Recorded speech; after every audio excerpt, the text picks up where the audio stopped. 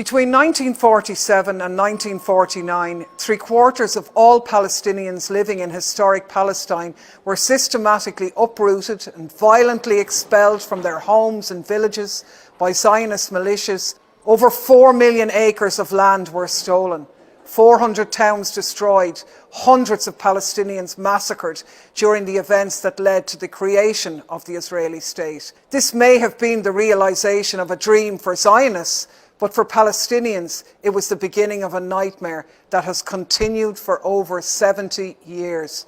The invasion and destruction of their homeland and their transformation into a colonized people. These events are known to them not as Israeli independence, but as the Nakba, the catastrophe. Describing the Nakba as a dream is a provocation, a deliberate and cruel insult to millions of Palestinians all over the world. It is unacceptable and must be condemned. But I think the idea here is nationalism. The governments of Africa aren't based on nationalism. They don't identify with any specific idea to the exclusion or detriment of other nations. Our leaders will sell us to foreign nations in a heartbeat for themselves. That's that. You know, I'm not Nigerian, but in my country, I know my president has no sense of nationalism whatsoever. Where are you from? Where are you from? Kenya. Kenya, all the way on the other side. So I know our president, other Kenyans may dispute this, has no sense of nationalism.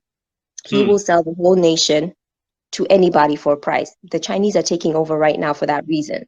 If he had a sense of nationalism, the Chinese would not be in Kenya doing what they're doing, because the idea would be we have interests, beliefs that we are going to support at the exclusion of foreigners. That's not the case. It's not about praising God and hallelujah and a great thank you, Jesus. It's about possessing an understanding as to how things work.